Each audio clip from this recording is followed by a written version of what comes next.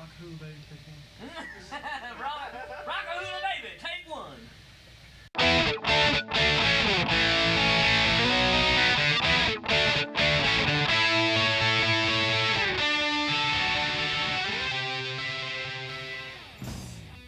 Take Your Time was a song that my first memories when I think about that song go back to Steve Johnson's house. You know, Steve was very excited when he wrote that song. He called me up and said, "Hey man, I wrote the song I'm really proud of lyrically."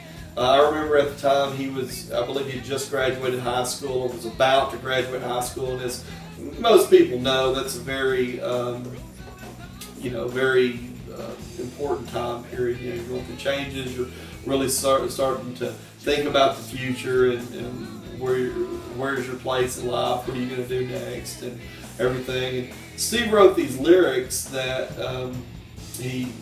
that kind of reflected that feeling he was having. And Jeffrey and Kenny were also in the same class and grade together, along with Kerry Chafin and Smurf. You know, a lot of the guys we were close to. I remember Jeffrey and I and Steve all talking about we were all about to graduate and how much different life was going to be. And I think all of us at some point, during that time period, we're trying to express ourselves in relation to graduating high school and going on with our lives. And this was Steve's version of that. And I think he captured what he was going through and what all of us were going through at that time. It was the typical life progression, big step in your life. Steve wrote, I think, the majority of the song, and I believe that Jeffrey Galloway and I were at his house one time and kind of helped him finish up parts of it.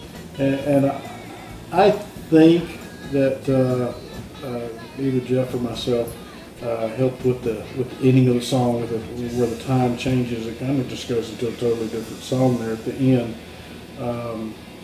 So it helped with some of the words on that. But I think it's almost like two songs. The first part of the song, I think it was all of that was Steve. I think he wrote all of the first part, verses, and then the chorus, which was "I'll follow my dreams," as far as I can get first. Then they sing, whatever. Then there's the second part of the song where it stops and it comes in with the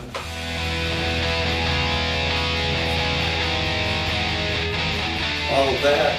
I think that was more, Steve wrote the music, but I think Jeffrey and Jeff worked with some of the lyrics on the second half of the song. So I know that when it was presented to me or brought to me, it was really sort of a Johnson, Galloway, Hamm composition, though Steve was definitely the main writer of it. I'm not exactly sure.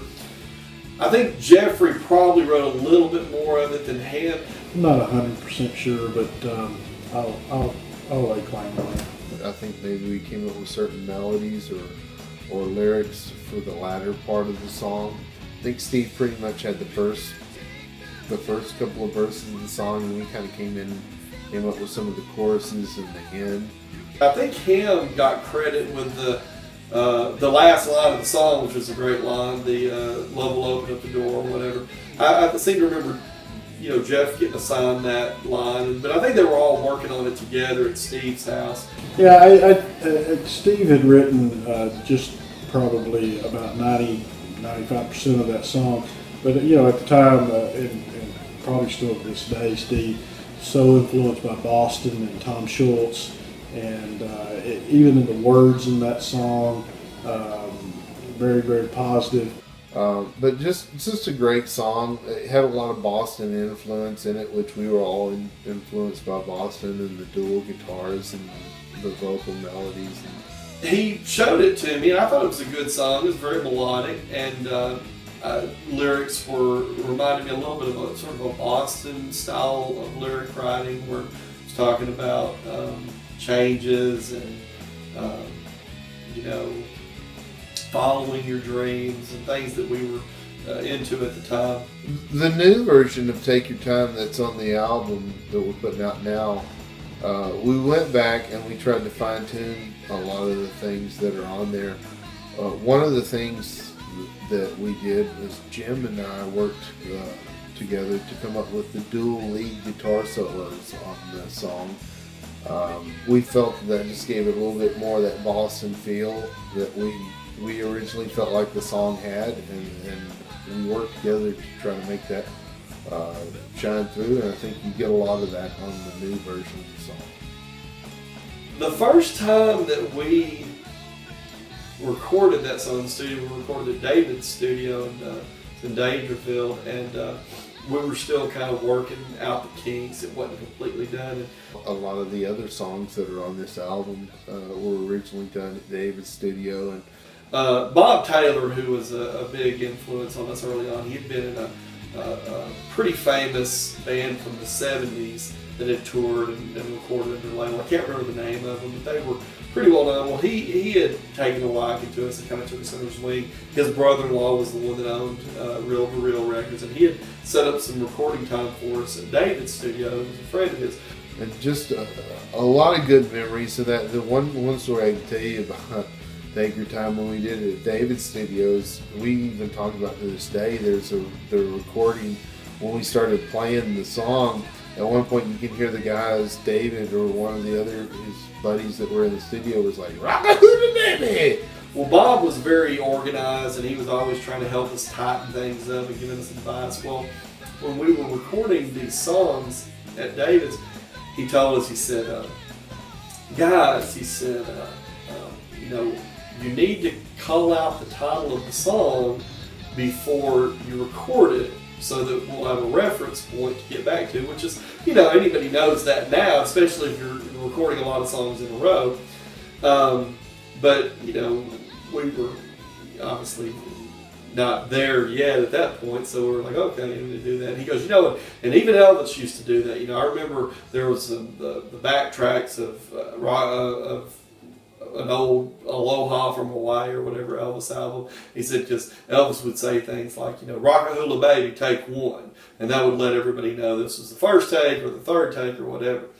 So he was, lecturing us about it and telling us, and then right after he got finished, they hit record, and Jeffrey, in just this great satirical, sarcastic tone, said, "Rock-a-hula baby, take one." You're supposed to say, "Take your time, take one," but he just repeated what Bob said. I'm not 100% sure, but I'll lay claim on it.